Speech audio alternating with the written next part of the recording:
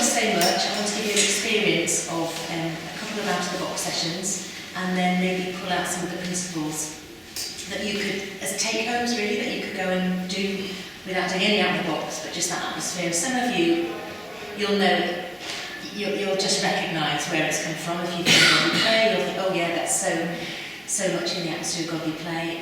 It's been inspired by Godly Play, and something else that's come out of Godly Play called Deep Talk. It's basically the stories, all 49 wisdom stories come out of this box, and you can tell other stories out of this box because it uses loose parts. It wasn't designed specifically for Christian nurture, so the 49 wisdom stories are come from, some come from the Bible, some come from good children's literature, some come from other faiths, and they're called wisdom stories. So not just that the story is a wisdom story, but that actually it's the wisdom of the group to bring out meaning for ourselves as a group and also for us as individuals. But you can use them in church settings, and people are. We're also developing other genre of out-of-the-box, so we have religion and worldviews out-of-the-box, so that's specifically for taking into schools to learn from and about religion and different worldviews. We have history out-of-the-box, we've got a couple of those. We work with Lord Outofthebox to tell his story of being on the Kinder Transport, and we've done the one on for Remembrance Day.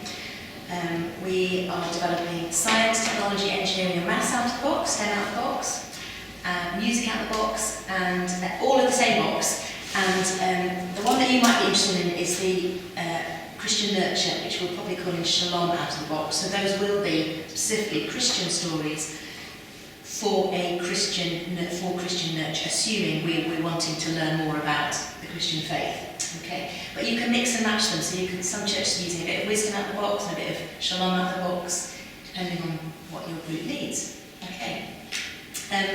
We are a training organisation, so it's membership. So all of the 49 wisdom stories and all the other genre are on a members page, because we basically want to support people lifelong in this sort of way.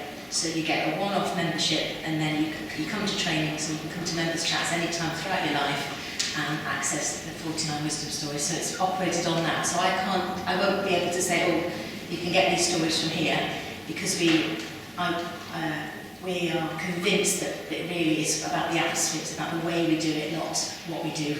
I'm going to burst into a song in a minute. It's not what you do, it's the way that you do it. Yeah, so, and also the other thing is, I'm going to show you one on the cloth, and then I'm going to show you one on the sand. There's a whole load of leaves that have been blown in from outside. We could go into the woods and do it in the woods, and you could not use this at all. You could just use sticks, stones and leaves. I've done it on the snow, I've done it on a table with salt and pepper pots and things. So basically the same stories can be used with anything at all, because it's loose parts. But people are finding this particularly useful in schools, hospitals, care homes, begin to probably take it into prisons, all sorts of different places. Right, I've said enough. We're going to have a go at some out of the box. And I'm just wondering, I'm going to stay here, but if are you happy just, it's not quite nice to space down anyway, so I have to wait a while. Good, so, are you ready for a story?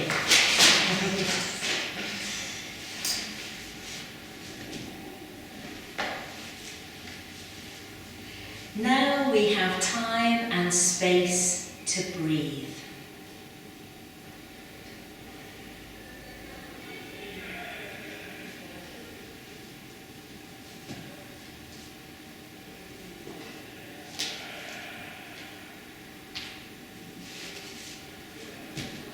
Let's turn this upside down.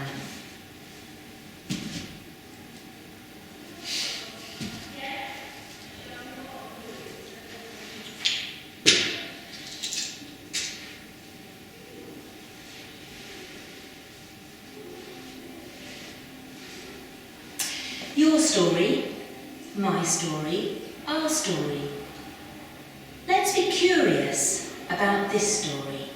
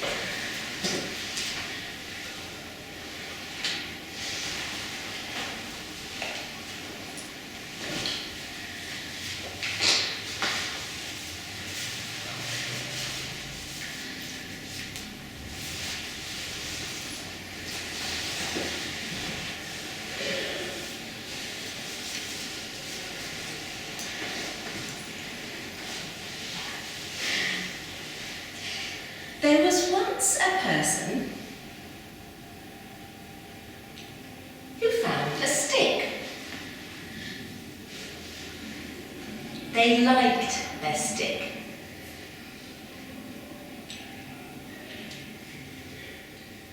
They threw their stick into the air and it landed in a tree.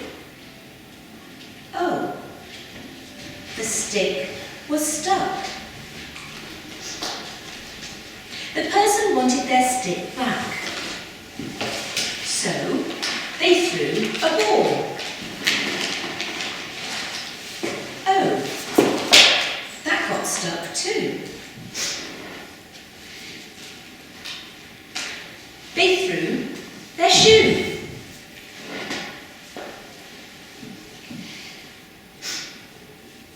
And a bucket of water, which made them very wet. And still the stick was stuck. So they threw a park bench. Oh. And an elephant.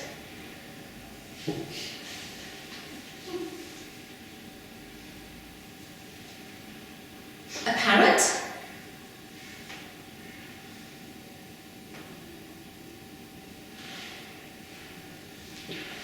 And an igloo.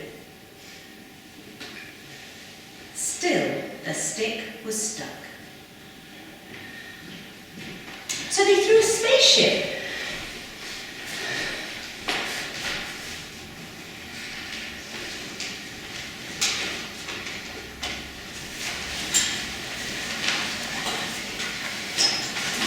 Oh.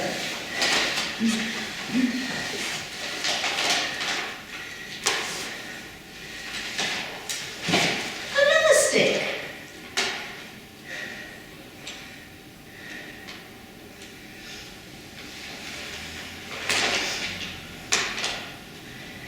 Let's be curious about how we feel. Welcome to those people who've come in. Don't worry. Just to let you know, there's a person found a stick, threw it into the air, and it landed in a tree, and then they threw a ball, and their shoe, and a bucket of water, a garden bench, an elephant, an igloo, a parrot, and a spaceship. The stick was still stuck, and they've now found another stick. So, I wonder what you like about the story. Made me smile. Oh. I think you told me beautifully, but Yes. Okay. So the story made you smile, and we'll debrief it later as well. But yeah, how you might tell a story. But yeah, it made you smile. That's what you liked. you got us all, we were all intrigued because just looking at it, we were all like waiting for it next time. Okay. Yeah. We've got us hooked as the sales have come from. We've got our attention. Yeah. Poor elephant didn't go very high because obviously it was heavy. Okay. Yeah, that was a struggle to get the elephant into the tree. And where did you get all this? Yeah. Good question. What was an elephant doing in the park? Yeah. Or a spaceship. Yeah, the spaceship. Yeah. I'm sure the elephant was sitting on the bench. Oh yes. So yeah, the bench went first and then the elephant. Yeah. Yeah. Why didn't the igloo melt? Why didn't the igloo melt? Maybe it was very cold. I wonder what you don't like about the story. Why would he throw his sticky thing with it so much? Okay, it doesn't make quite sense. If you really love something, why would you throw it in the air? I love that stick at the start of the story. Yeah. Just so that it's stuck. Yeah. Yeah.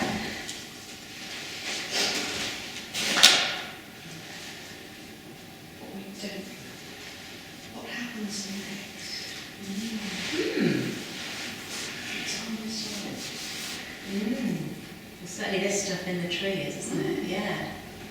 What's that poor elephant going to do? Yeah, absolutely. This elephant just left to the tree. It's lucky it got stuck, otherwise it'd squash him. Well, yeah, it could have come back down and yeah, well, lucky for the person that this elephant, like you say, in the tree. I don't want to walk on that path, you never know what's going to hit you. Yeah, the next person who comes along doesn't look up and suddenly, whoop, an elephant, or the water's come down anyway, I think, but yeah. Or the igloo that starts melting. Yeah, we could have this, couldn't we? This is the That igloo. might be the water. Yeah. The igloo was melted and Yeah, that's yeah. the water. Yeah.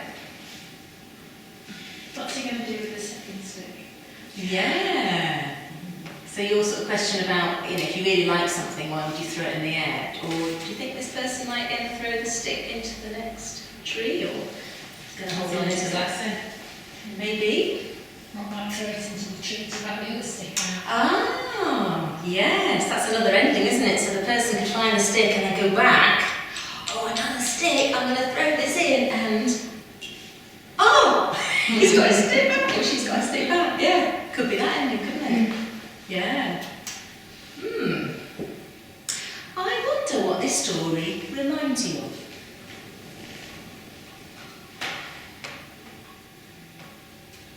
Reminds me of getting a drone stuck in a tree at Christmas. That's our husband threw my boy's drone straight into the tree, from the floor into the tree, and we literally tried and threw everything. Really? Wow. Yeah, but I'm not sure that was the answer you wanted. There's no answer that I want. It really is an open question. So yeah, if it reminds you of throwing, well, did your husband actually throw the drone into the tree? No, he just touched the button and it flew up. Little boy had not even touched it. Right. It come out of the Christmas box, present. put it there, yeah, went like that, and it ended up in a tree. It's still in the tree, to be honest, so it's really wedged. Oh my word. So it reminds me of a similar sort of story really. My brother, when he was a teenager, or younger, throwing an iron bar on which conker trees, trying to get the conker out. And it landed on his head and ended up in hospital. Gosh. Same thing would happen with an elephant. Yeah, absolutely. My memory was about conkers as well, that my mother would never let us throw anything up in the tree. We had to wait and listen for them to fall down. Yeah. Part of the fun was finding a big stick you could lob in the tree. Is that the people at the bus stop on the other side could get across? Yes. Well, that's what I was just talking about. Yeah. But we were super fast there. So it reminds us of things that accidentally get stuck, or things that we deliberately throw into trees to get conkers down or whatever, and accidents that can happen. Is there anything else that this may remind you of? Our journey, our life, then all the things that we've chucked out when we've got to a stepping stone, particularly with that bit. I don't know. It might not be clear. I know what I mean up here. I can't get the words out. And that could be real life. Okay. So this is your journey, Yeah. and the things that you chuck up into the tree of life. There are all the bad things that's happened and you've got rid of them, you've chucked them. Oh, okay. And then you've gone further on your journey and you've come across another hurdle on your life journey, Okay. whether it be your spiritual journey or your earthly journey. I don't know whether I'm explaining it right. Well, yeah, thank you. I mean, and what I'm hearing from you is that you're saying that these are the things that you want to get rid of. Yeah. Like the stuff that's cluttering that you want to get rid of. Okay, so there could be the things that you deliberately want to get rid of on your spiritual journey or your material journey or your journey of life. Okay, thank you. Yeah. So just to remind you of anything else? Yeah, modern day, if you lose something, it's just replaceable these days. It's in the material world, not spiritual world. It's really sad. Okay. So, He didn't respect his stick. He okay. found another one, so he was rewarded. Okay, so for you, it's actually, it's not a good thing that this person threw the stick in and didn't respect that it's lost, but then you could just find another one. So you're thinking about the sort of consumer replacing, Yes. get another one culture. Yeah. This next generation growing up with that. Okay. Yeah. Thank you. He's chose to, can't think of the word, but he's chosen to get rid of the things that he's thrown up. He's chosen that they don't matter and they're not important. Because all he can see is the importance of that stick that he needs to get back down. Okay. So quite focused Yeah. The thing that's important is this stick, and these things, the elephant and the igloo and That everything. they're all immaterial, because he just needs that thing. Okay, so very, very focused in this. Is that a good or a not so good thing? Not so good. Okay, so for you, it's reminding you of something when maybe you can be so focused on something you forget the consequences of what you're doing. Yeah. Yeah. Yeah. It's like, who's going to clean all of that up? Oh, He's right. on his way. Now he's got another stick that he wants. All of that stuff's just left. Yeah. Or like the next person or the next generation or whatever that's coming up. Okay.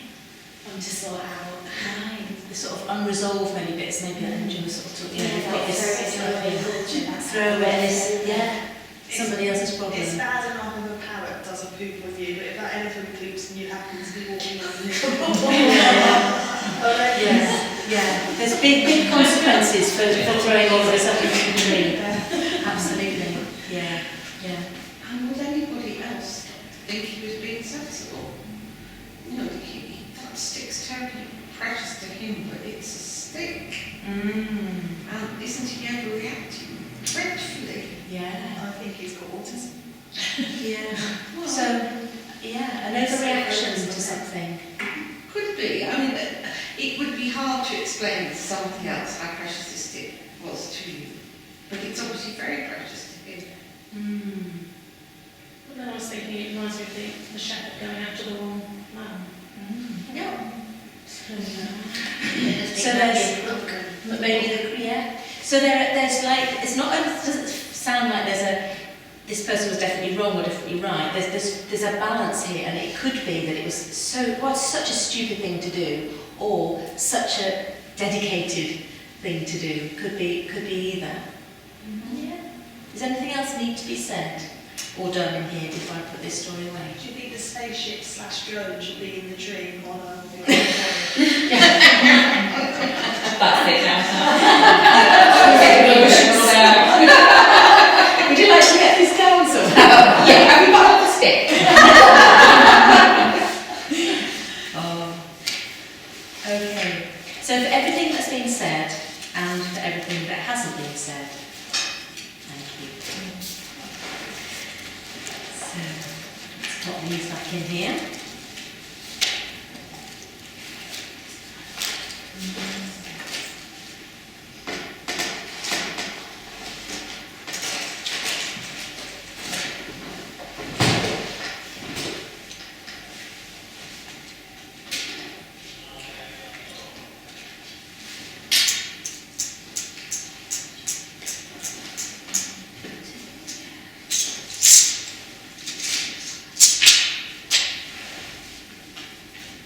It's really relaxing watching you do that. I feel like you should offer to help, but you're so gentle as you're doing it. It's like really relaxing it. Well, if we had time, you'd be able to play with the story yourself, and then you could do it how you want as well. I'm just thinking what a beautiful box it's come out of. No, just messed it all up.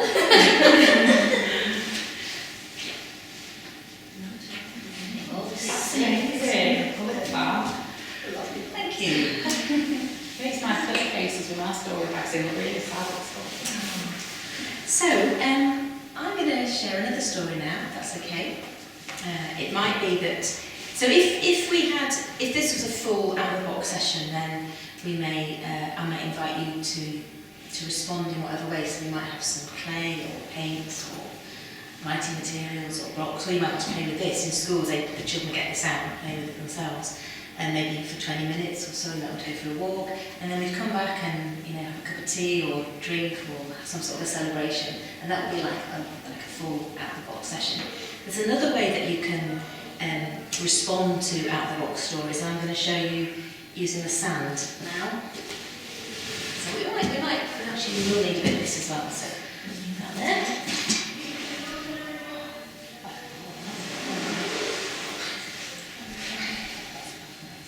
So, are you ready for a story?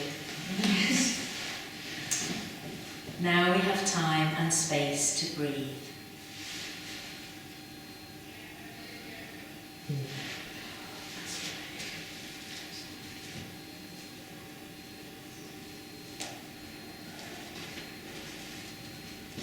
Let's turn this upside down.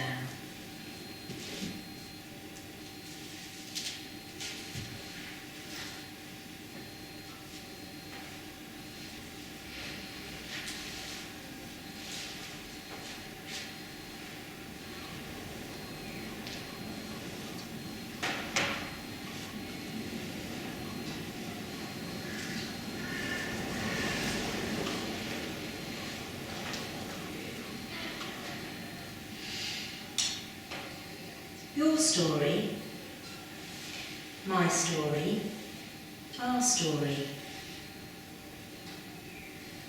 Let's be curious about this story.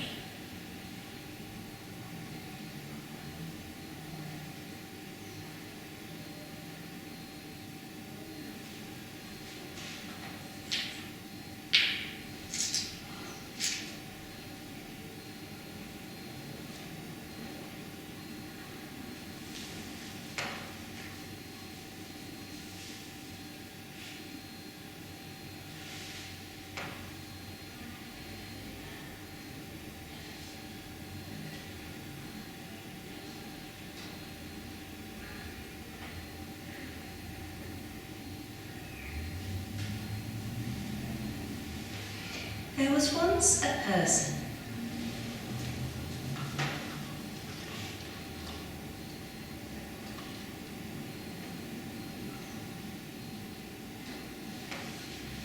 who loved precious things.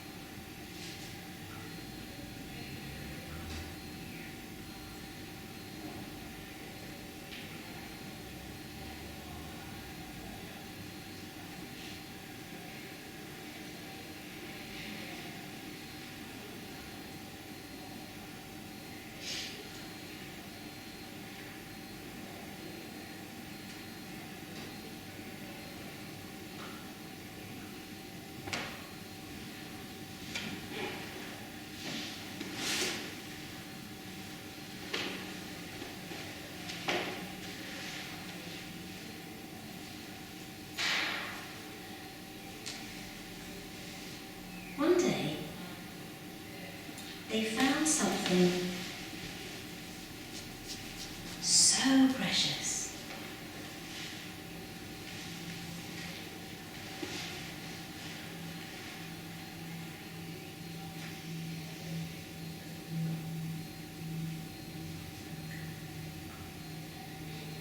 It let go.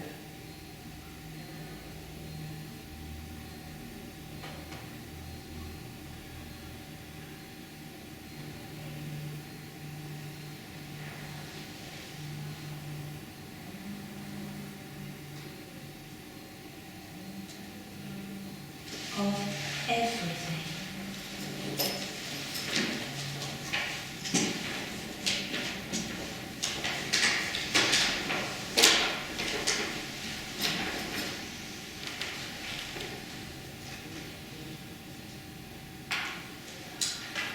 Let's be curious about how we feel. I wonder what you like.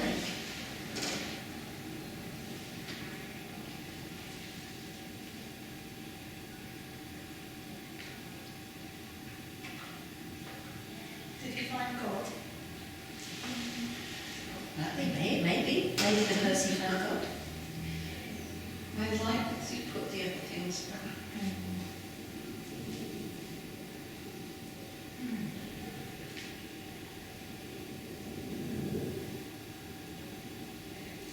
Contentment and peace. You're thinking that the person feels at peace, contented.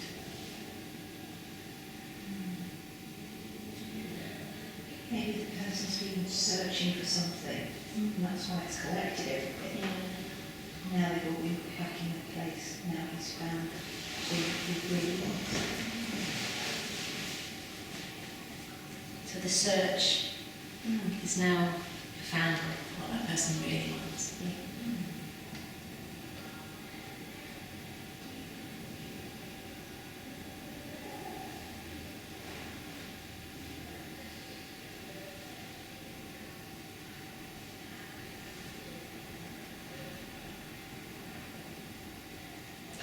don't like about the story?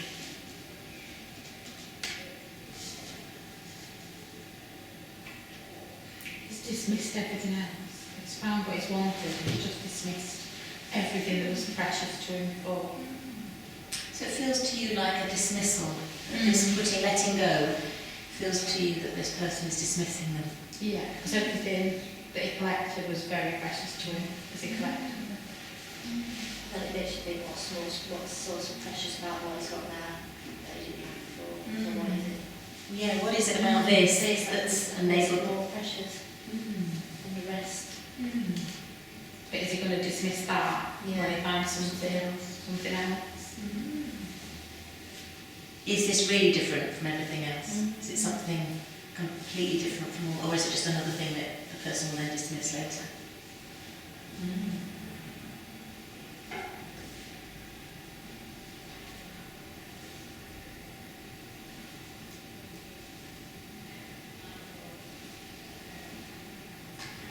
I wonder what this story reminds you of.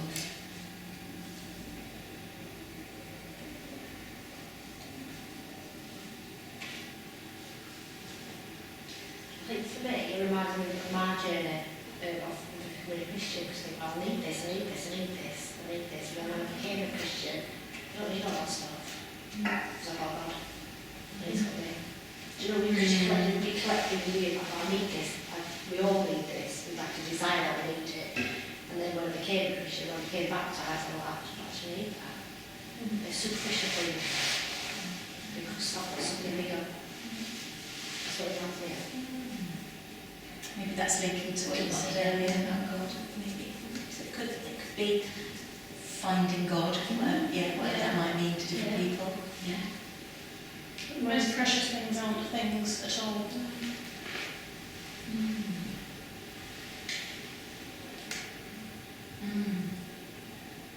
Maybe the other things were material things, but the thing he's now found, as you were saying, is God, which isn't a material thing.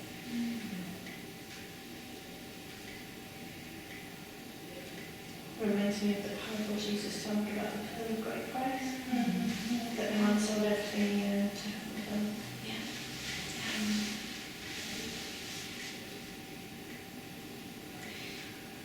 We're going to carry on wondering about this in a minute, but before I put this away and bring it out again in new ways, is there anything else that needs to be said or done? That sandal was really nice.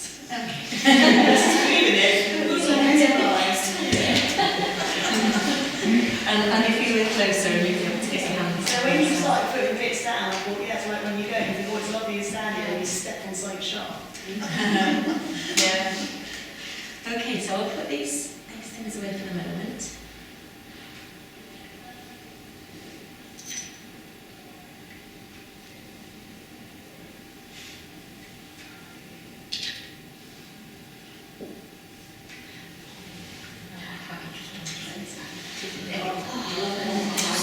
Now, I won't ask you to change places, but normally when we're doing this, what we call playing landscapes, people change places first, because but you might want to just stand up, turn around and sit down, because just to get a different viewpoint, if you want to. If you want to just stand up, turn around, we won't swap places, but...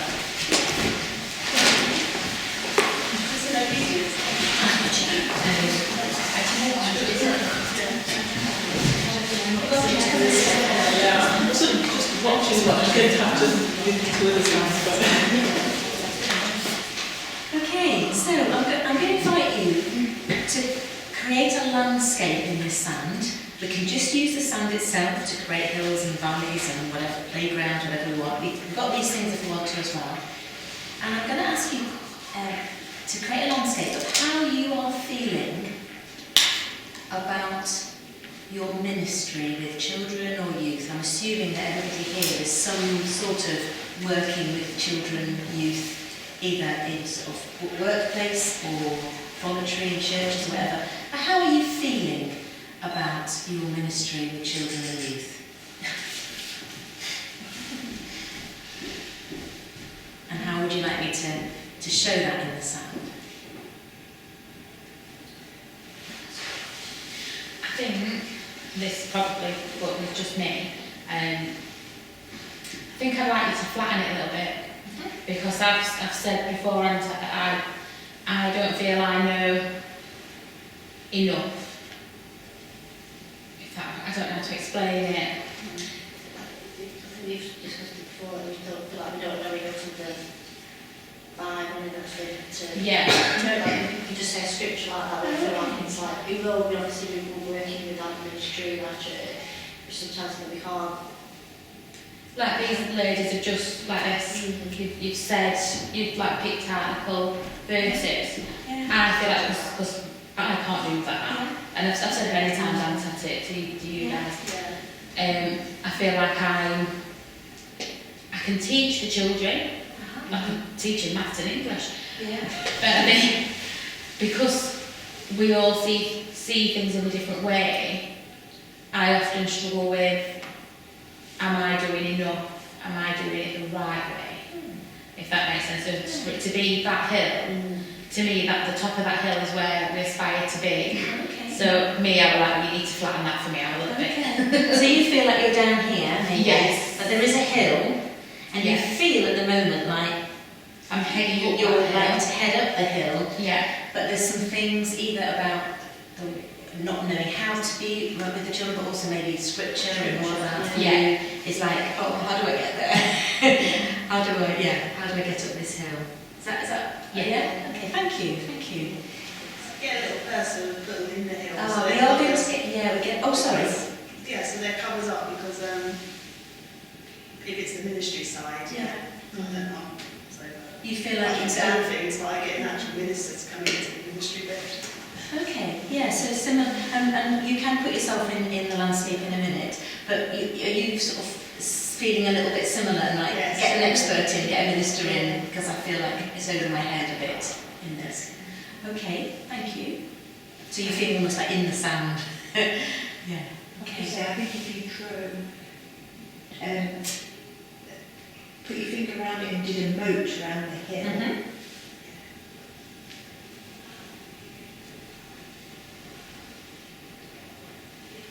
so that's even further down.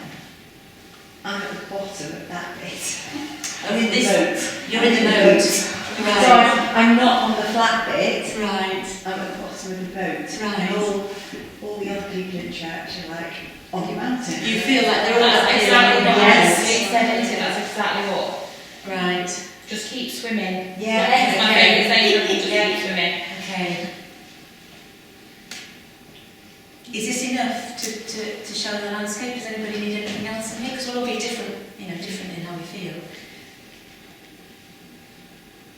I was going to say, obviously need kind of a chaotic bit. It's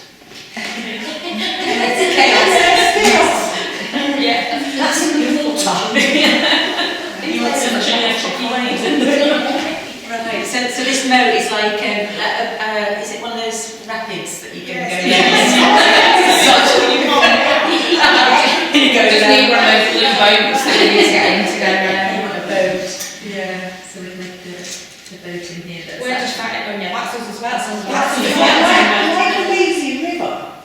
That when you're trying to get out of it, you can't go all the way back around. Yeah. Okay. So you never get out of it. And I wonder what is it that's what is pulling you round and round? What's stopping you from being able to get out and climb the hill? Other people. Okay. I don't know, I feel like a lot of people expect you to be at the top of the hill. Right. Where in reality, you're just trying to keep your head above water and you're somewhere at the bottom of the boat. Yeah. Thank you. I think for me, the expectation, like you said, is Yeah. But I'd like, I can't quite do it in this scale. I'd like some blue hills, beautiful blue hills in the distance. So I think I'm aiming towards that beauty. You're not trying to get up this hill. You're looking for some beauty elsewhere. I'm looking a little far ahead, I suppose. Okay. Right. Let's put some sort of here. It's almost as if it's in the distance. And you're calling them blue hills. Well, yes, you know the way distant hills tend to have this sort of almost blue haze on them. And they almost always look lovely. Right. on the edge of the landscape. Yeah. And I do think there's something about giving the children a sense of that vista, perhaps, that vision. I wonder if I put a few stars out, maybe that will just make us feel like it's a bit bigger than just our hill and a moat and this sort of stuff. So maybe if I just put a few stars out here, just to get the idea of things being a vision of something bigger, maybe, if that's okay.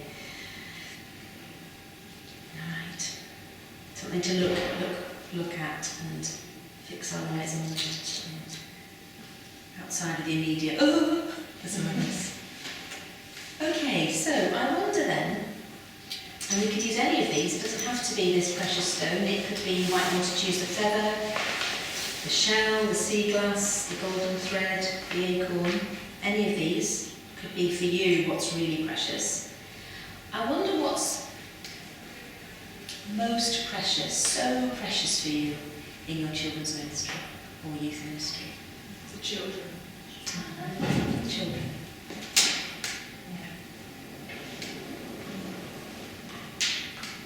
Which one would you like to represent the children? I don't know, because I'm buried in them. Children, so maybe forever, because they're like children of a certain age are naturally spiritual, I call them.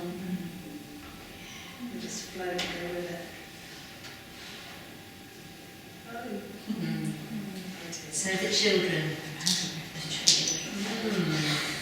Difficult to control the child, isn't it? Yeah, that's how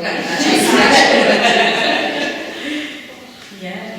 Do we want to put anything else that's really important or precious for you in your ministry?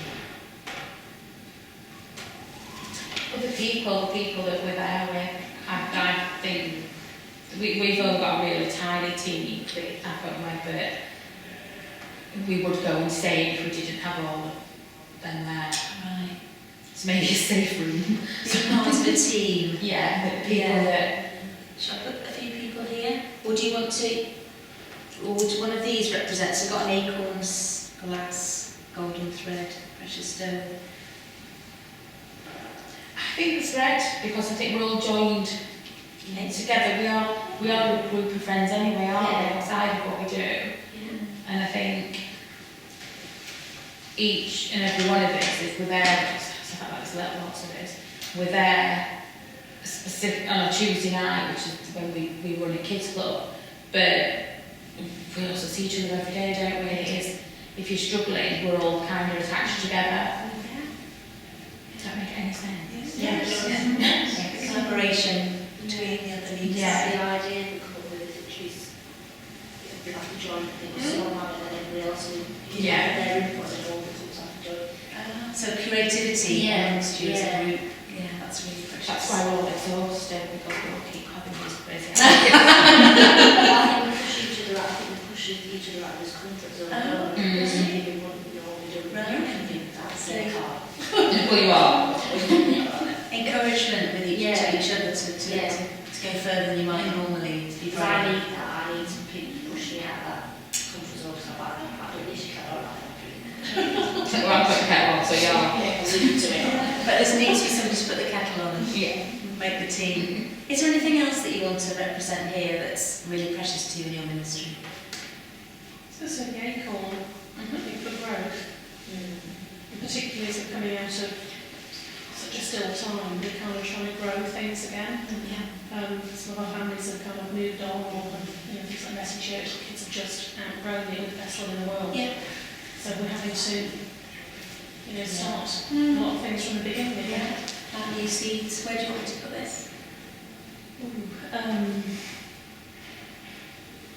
I think it needs to be near the team, and I'm part of it happening. And I know sort of, you've got a group of people there, but so I know it's something I can't do on my own. The team that works sort of with us, ensure there's something we can't do it without them.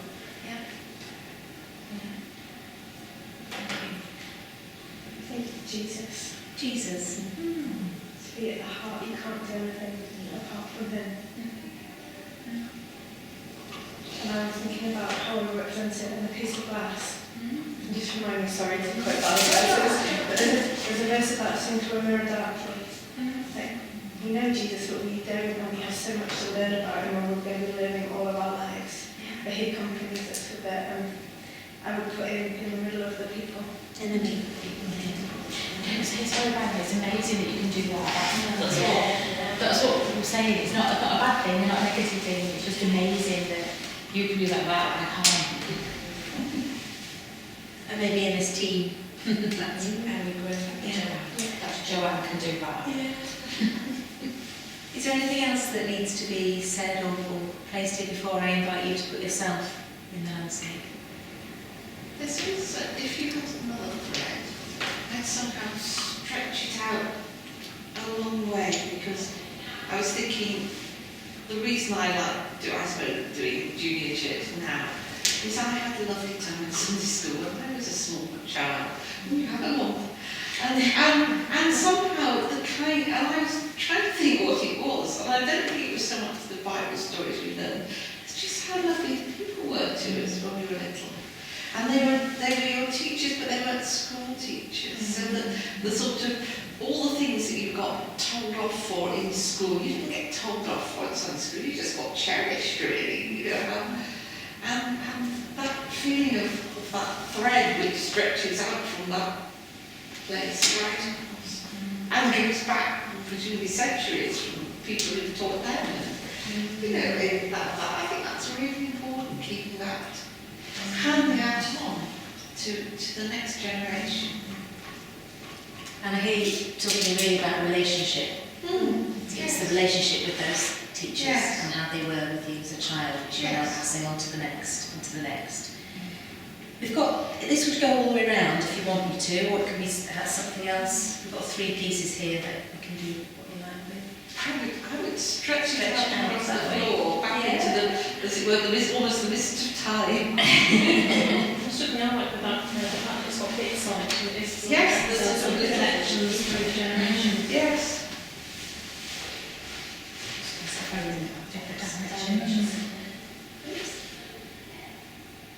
Okay. So if you want to, I was going to say, I know it sounds bad, but can we put somebody at the top of the hill? and is that what's that to represent, can I ask? For me, it's people at the top of the hill that they're up there and at the bottom. But I don't know how to explain it, but they're not helping you to get up to the top of the hill. Okay. Taking up all the room. Yes, and they're picking their team around them, but you're not in that team. Does that make sense? Yeah. Okay, so we've got different people. This was a collaborative Yes. helping, and we've got people at the top who choose their team. It looks a bit defensive, doesn't it? And they're not helping others to get up here, and they're picking the ones they want to be in the team at the top. Yeah. It's that click. If you don't fit in churches, some churches still have it now. It's a click, and if you don't fit in it, it's very hard to get. I think that's what we're all feeling. What do people around you? Well, yeah, you're able to, yeah. But also, they're all helping each other at the top. And I think they're forgetting they've got people at the bottom that they need help as well. And is this, and I'm asking the question just as a question, but is this where we want to get to? No, I don't want to get at all. I don't want to be in the freak. I would put my minister at the top, but he is helpful and he's a partnership, he's not like us. Right. He's a bit different though, he's like a breath of fresh air. So you do have some people here who are helping. So there's some cliques and people and others that are helping. Yeah. Okay. if we want to get up this, if this is where we want to. So I'm going to pass these around, and if you want to, you can come and place yourself, or do something in the sand. You don't actually, you don't have to swim in the moat or bury yourself or whatever.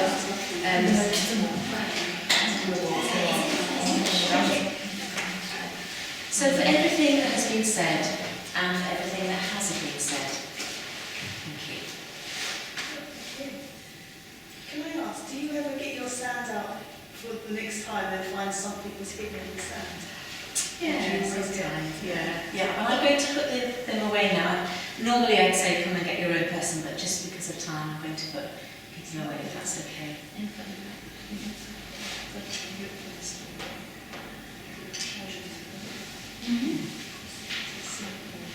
I suppose we do absolutely find some treasure in the sand, it can all add to it.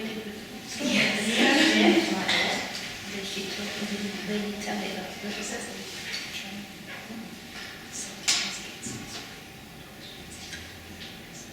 You must have something nice and dry to store in the sand so you don't get any problem. Do you always have to do it on the floor? Because I would struggle to kneel. I struggle to get on the globe with a bad back. No, you can do it on the table. In fact, deep talk, this is deep talk what I've just really done with you. It was taken into Nokia Factory to work with managers from Nokia Factory to help them think through the next steps. It's a way of helping people to dialogue with themselves and each other through play and story. This is the sort of the playing in landscapes or deep talk part of things that we've just done. That can be done on the table. I'm alright getting on the floor, it's getting on the floor, I struggle with. I went to one of the sessions Jeremy did deep talk, and it's extraordinary, I think, how you can go feeling really quite sceptical, and somehow you get sucked into the logic of the narrative, almost, or the illogic of the narrative, the play. The playing is play, just a way to play, and to follow the play, and then to find meaning, and to find our own wisdom. As the facilitator isn't leading it, is following the play. So that's what we offer training in, to be able to tell these stories and to do the playing in landscapes, which is a bit extra as well. So is one of your leaflets in the bag? No, we're only just beginning to do the sort of publicity stuff. We do have a website, which is Outofthebox training, but if you're interested in just me sending you some information, I'll just pass these around, and you can just put your email address, and then I'll send you. You're on Facebook, aren't you, Joseph? We are Outofthebox for schools and Outofthebox generic. So, yeah,